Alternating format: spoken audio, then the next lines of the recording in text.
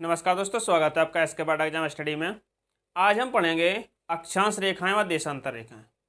किस रेखा को अक्षांश रेखा कहते हैं, किस रेखा को देशांतर रेखा कहते हैं, हमारा मानक समय कहाँ से लिया गया है, विषुवत रेखा क्या है, कर्क रेखा क्या है, मकर रेखा क्या है, इन सभी को हम इस वीडियो में कवर करेंगे। इससे पहले अगर आप चैनल पहली बार आ रहे हैं तो चैनल को सब्सक्राइब करके बेल आइकन को प्रेस कर लें, जिससे आने वाले वीडियो आपको पहले मिलते रहें, आप परीक्षा की अच्छे से तैयारी करते रहें। चलिए दोस्तों, वीडियो स्टार्ट करते हैं। देखिए, अक्षांश रेखाएं और देशांतर रेखा गिलोब पर खींची गई काल्पनिक रेखाओं को अक्षांश व देशांतर रेखा कहते हैं। जो गिलोब पर खींची गई हैं वो काल्पनिक रेखाएं हैं, यानी कल्पना करते हैं हम रेखाओं को, तो उसी रेखा को अक्षांश या देशांतर रेखा कहते हैं। सबसे पहले पढ़ते हैं अक्षांश रेखाएं। अक्षांश रेखा किसे कहते हैं?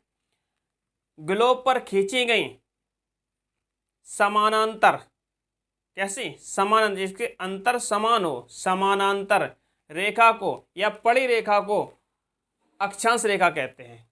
जो हमारे ये पड़ी रेखाएं हैं, ये रेखाएं हैं, इनको हम अक्षांश रेखाएं कहते हैं।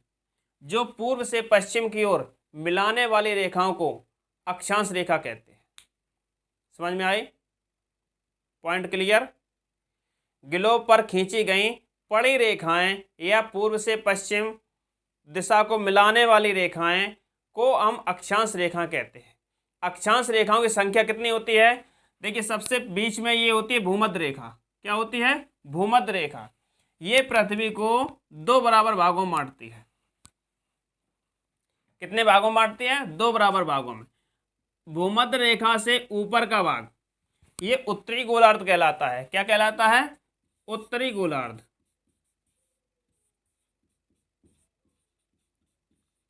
उत्तरी गोलार्ध। और भूमध्य रेखा के नीचे वाला भाग, इसको दक्षिणी गोलार्ध कहते हैं। दक्षिणी गोलार्ध।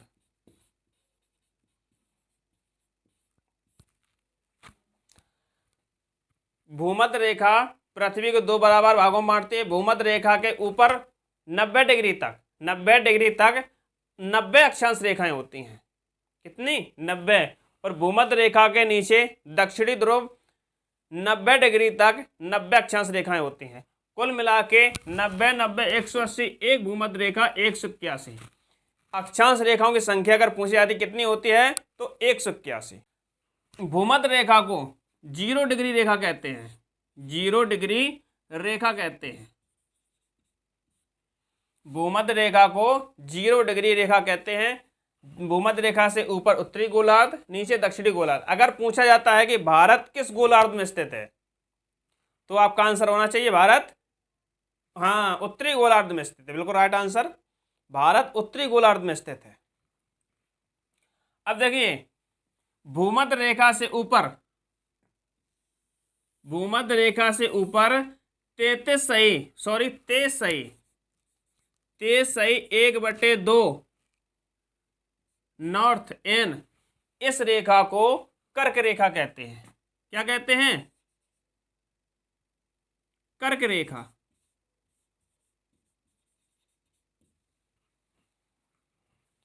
पॉइंट नंबर 1,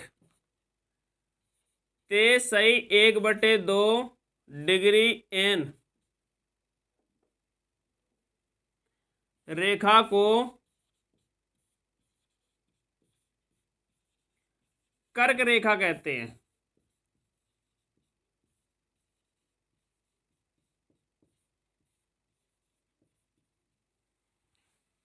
कर्क रेखा लगभग 15 देशों से होकर गुजरती है। कितने देशों से होकर? तो 15 देशों से होकर।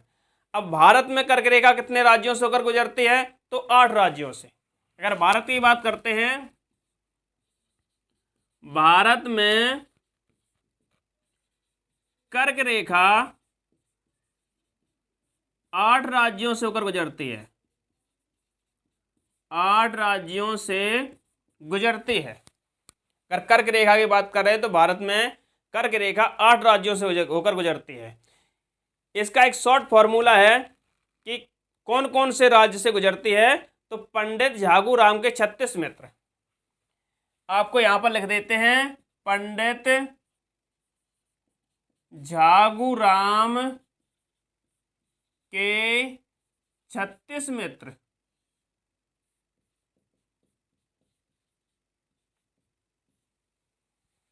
आपको केवल इतनी लाइन याद रखनी है। तो भारत में कर्क रेखा कितने राज्यों से होकर गुजरती है? सभी 8 राज्य इसी लाइन में समाहित हैं। अब देखिए, पंडित से पश्चिम बंगाल, जा से झारखंड, गु से गुजरात, रा से राजस्थान, मा से मध्य प्रदेश, के यहां पर साइलेंट है। 36 से छत्तीसगढ़, मी से मिजोरम, त्रा से त्रिपुरा, ये सभी 8 राज्य हो जाते हैं। भारत में कर्क रेखा 8 राज्य से होकर गुजरती है। आपको एक लाइन याद रखना है, पंडित झागूराम के 36 मित्र। क्लियर? विश्व में कर्क रेखा 15 देशों से होकर गुजरती है।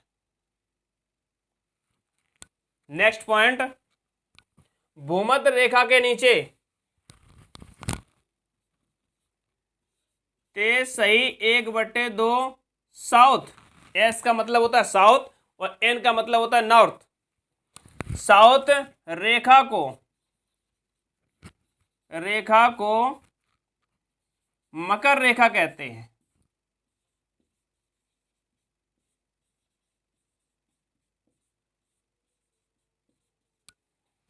ते सही 1/2 एस रेखा को मकर रेखा कहते हैं। मकर रेखा लगभग 11 देशों से होकर गुजरती है। कितने देशों से? तो 11 देशों से।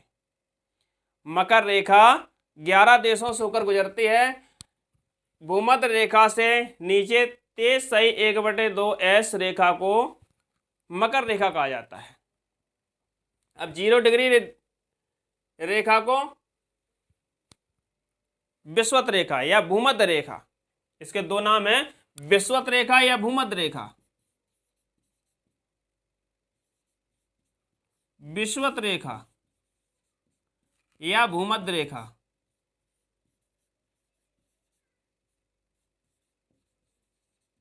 भू मतलब पृथ्वी, मध्य मीन्स बीचों बीच, जो पृथ्वी के बीचों बीच है इसको भूमध्य रेखा कहते हैं। अब देखिए, पृथ्वी सूर्य का परिक्रमा लगाती है। पृथ्वी सूर्य की परिक्रमा लगाती है, तो कितने समय में लगाती है? 365 दिन 5 घंटे 48 मिनट 46 सेकंड, यानी लगभग 365 दिन और 6 घंटे में लगाती है। जब पृथ्वी मकर रेखा पर आती है, किस पर? मकर रेखा पर। मकर रेखा पर कब आती है? तो मकर रेखा पर 22 दिसंबर को सूर्य मकर रेखा के बिल्कुल ऊपर चमकता है। उत्तरी गोलार्ध में, अगर उत्तरी गोलार्ध की बात करते हैं तो उत्तरी गोलार्ध का यह सबसे छोटा दिन होता है, जबकि दक्षिणी गोलार्ध का सबसे बड़ा दिन होता है। ये पॉइंट आपको याद रखना है, उत्तरी गोलार्ध का सबसे छोटा दिन होता है, जबकि दक्षिणी गोलार्ध का सबसे बड़ा दिन होता है। जिस रेखा पर सूर्य चमकता है उसी रेखा पर, उसी गोलार्ध का सबसे बड़ा दिन होता है। अब जब पृथ्वी घूम करके कर्क रेखा पर जाती है, कहां पर? कर्क रेखा पर, तो कब पहुंचती है? 21 जून को। 21 जून को पृथ्वी कर्क रेखा पर पहुंचती है। उस समय उत्तरी गोलार्ध का सबसे बड़ा दिन होता है। किसका? उत्तरी गोलार्ध का सबसे बड़ा दिन होता है, जबकि दक्षिणी गोलार्ध का सबसे छोटा दिन होता है। 21 जून को उत्तरी गोलार्ध का सबसे बड़ा दिन होता है और दक्षिणी गोलार्ध का सबसे छोटा दिन होता है। और 22 दिसंबर को दक्षिणी गोलार्ध का सबसे बड़ा दिन होता है और उत्तरी गोलार्ध का सबसे छोटा दिन होता है। अगर भारत की बात करें तो भारत को 22 दिसंबर को सबसे छोटा दिन होता है, जबकि 21 जून को सबसे बड़ा दिन होता है। जब सूर्य भूमध्य रेखा पर पहुंचता है, देखिए भूमध्य रेखा पर सूर्य 1 साल में 2 बार पहुंचता है। जब पृथ्वी घूमते हुए इधर से और इधर आएगी, इधर पहुंचेगी और इधर आएगी, तो कब कब पहुंचती है? देखिए भूमध्य रेखा की अगर बात करते हैं, भूमध्य रेखा पर 21 मार्च और 23 सितंबर,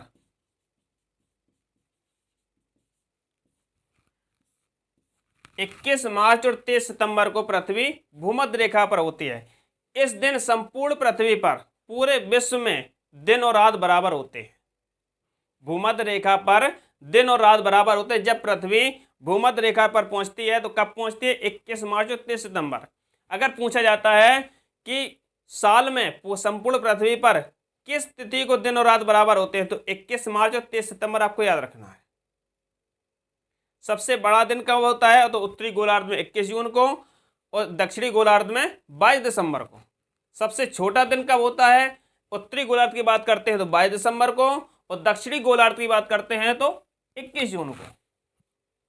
सभी पॉइंट क्लियर? गुड। आगे बढ़ते हैं। देखिए, जब पृथ्वी सूर्य की परिक्रमा करती है तो कैसे करती है? दीर्घवृत्ताकार में। कैसे करती है? दीर्घवृत्ताकार। दीर्घवृत्ताकार में सूर्य की परिक्रमा करती है, यानी कि सूर्य की परिक्रमा ऐसे करती है। तो पृथ्वी और सूर्य की दूरी कभी समान नहीं होती है, कभी दूरी घट जाती है, कभी बढ़ जाती है। अब वो आपको कैसे याद रखना है? देखिए, सभी डेट आपको बिल्कुल कंफर्म याद होना चाहिए। 22 दिसंबर को सबसे छोटा दिन उत्तरी गोलार्ध का, दक्षिणी गोलार्ध का सबसे बड़ा दिन, क्योंकि सूर्य मकर रेखा पर बिल्कुल लंबा सीधा चमकता है, तो दक्षिणी गोलार्ध का सबसे बड़ा दिन होता है, सबसे बड़ा दिन होता है। जब सूर्य कर्क रेखा पर सीधा चमकता है तो उत्तरी गोलार्ध का सबसे बड़ा दिन होता है। और भूमध्य रेखा पर दिन और रात बराबर होते हैं तो 21 मार्च और 23 सितंबर। क्लियर? अब देखिए, जब पृथ्वी की परिक्रमण यानी दीर्घवृत्ताकार है तो सूर्य से कभी भी दूरी समान नहीं होती है, कभी घटती है, कभी बढ़ती है। सबसे कम दूरी कब होती है? जब सबसे कम दूरी होती है तो उस तिथि को उपसौर बोलते हैं। क्या बोलते हैं? उपसौर। उपसौर जब हमारी पृथ्वी और सूर्य से नजदीक होती है, सबसे नजदीक होती है, उसको उपसौर बोलते हैं। जैसे स्कूल में आप सभी लोग पढ़ते हैं प्रधानाचार्य, उप प्रधानाचार्य। तो पहले कौन आता है? उप प्रधानाचार्य, उसके बाद पोस्ट आती है प्रधानाचार्य, यानी कि बड़ी पोस्ट बाद में आती है, छोटी पोस्ट पहले आती है। यानी कि छोटी जो सबसे नजदीक है उसको हम उपसौर बोलते हैं। उप मीन्स थोड़ा पास में, ठीक है। उपसौर को पास में, तो ये कब होता है? 3 जनवरी। कब होती है? 3 जनवरी। 3 जनवरी को पृथ्वी सूर्य के सबसे नजदीक होती है, उस तिथि को हम उपसौर बोलते हैं। बिल्कुल क्लियर? आगे बढ़ते हैं। अपसौर।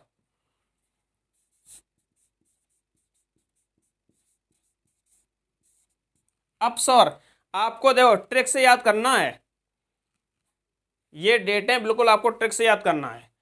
अपसौर कब होता है? जब सूर्य और पृथ्वी की दूरी अधिकतम होती है, सबसे अधिक दूर होता है। तो कब होता है? तो 4 जुलाई को। कब होता है? 4 जुलाई को। अब देखिए ट्रिक से कैसे याद रखना है। हमने आपको बताया उपसौर, उप मीन्स जो पहले आए, जैसे प्रधानाचार्य, उप प्रधानाचार्य। उप प्रधानाचार्य का पद पहले आता है, उप प्रधानाचार्य के बाद प्रधानाचार्य बनता है। वैसे डायरेक्ट भी प्रधानाचार्य बन सकता है, लेकिन प्रिंसिपल या वाइस प्रिंसिपल में उप प्रधानाचार्य और प्रधानाचार्य। तो यहां पर उप लग गया, तो उप मीन्स पहले आ गया। अब पहले क्या आया? 3। 4 से पहले 3 आता है, क्या पहले आया? 3। अब देखिए, और पहले क्या आता है? जनवरी। जुलाई से पहले जनवरी आती है, तो 3 यानी 4 से पहले आते हैं। उपसौर यानी 3 जनवरी। बिल्कुल आपको क्लियर याद रखना है। अब देखिए अपसौर, अपसौर यानी बाद में आता है, तो क्या बाद में आता है? 3 के बाद 4 आता है, और जनवरी के बाद जुलाई आती है। ऐसे याद रखना है आपको, कभी नहीं भूलेंगे। उपसौर और अपसौर को कभी नहीं भूलेंगे। पृथ्वी की अधिकतम दूरी यानी सबसे दूर चली गई, तो दूर कब आता है? जुलाई। जनवरी से बाद में जुलाई आती है, काफ़ी दूर आती है, लगभग 7 महीने बाद। तो जब दूर चली गई तो 3 के बाद 4 है, तो 4 जुलाई। और सबसे पहले 3 जुलाई जो पास में है तो उसको 3 आ गया। जनवरी भी पास में आ गई। बिल्कुल क्लियर? चलो आगे बढ़ते हैं। लगभग अक्षांश रेखाओं से सभी पॉइंट क्लियर हो गए। अब पढ़ते हैं देशांतर रेखाएं।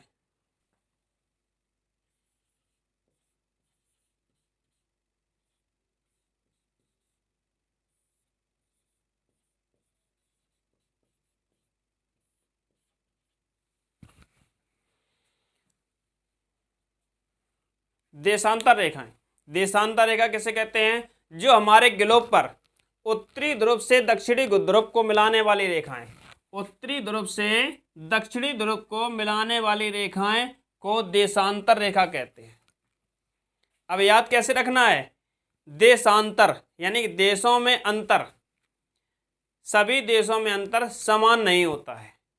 कैसा होता है? कोई देश किसी देश के पड़ोस में है, कोई देश किसी देश के बहुत दूर है, तो यानी कि देश अंतर, जो देशों में अंतर होता है वो समान नहीं होता है। तो समान कब नहीं होगा? जब ध्रुवों से ध्रुव मिलाओगे, क्योंकि जब ध्रुव पर बिल्कुल सिमटी हुई है, जबकि भूमध्य रेखा पर दूरी अधिक हो जाती है।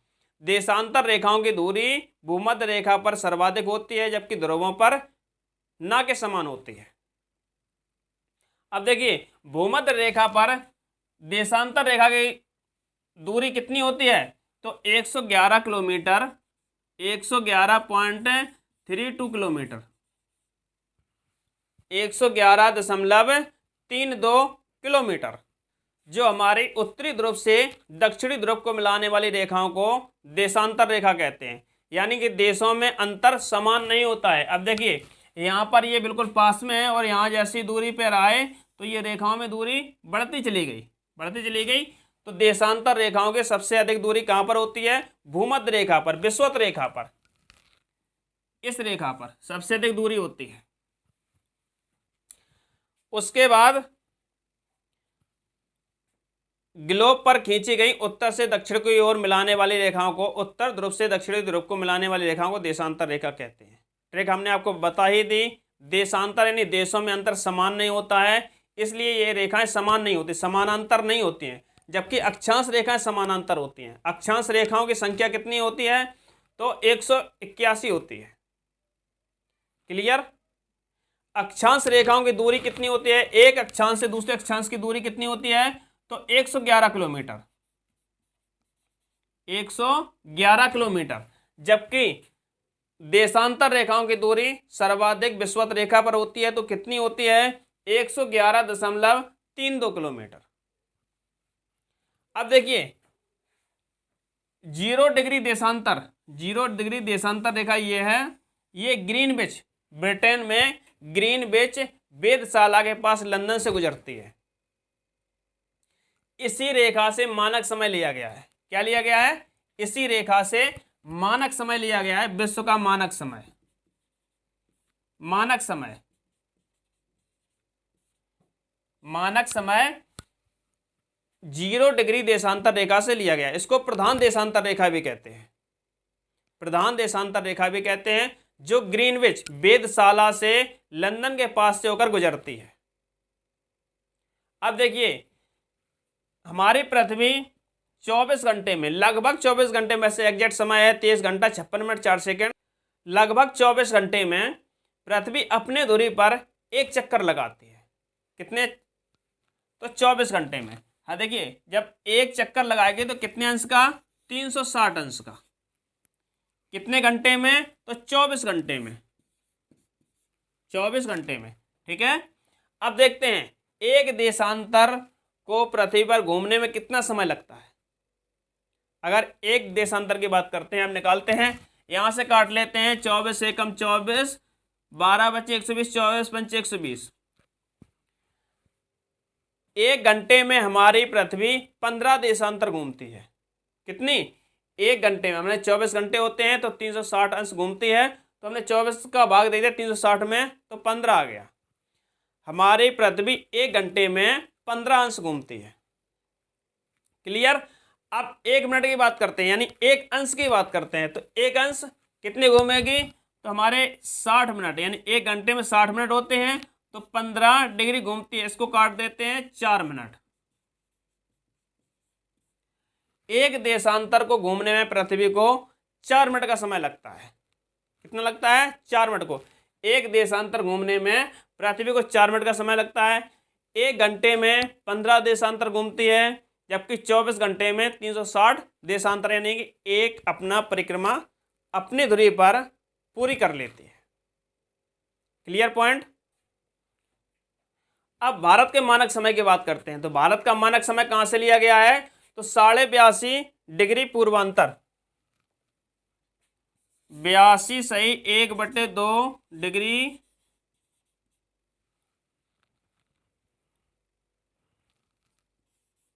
पूर्वी से, 82.5 डिग्री पूर्वी से लिया गया है। ये रेखा मिर्जापुर में, कहां पर? मिर्जापुर शहर में इलाहाबाद के पास नैनी स्थान पड़ता है। कहां पर? इलाहाबाद के पास, ये इसको प्रयागराज बोलते हैं, प्रयागराज के पास नैनी स्थान है, उसी से गुजरते हैं, वहीं से हमारा भारत का मानक समय लिया गया है। हमारा मानक समय कितना है? तो 82.5 पूर्वी देशांतर, पूर्वी देशांतर। ये पॉइंट क्लियर रहेंगे। अगर कोई डाउट हो तो पूछ सकते हैं। गुड। इसी के साथ ये वीडियो समाप्त करते हैं। मिलते हैं अगले वीडियो में। नमस्कार दोस्तों।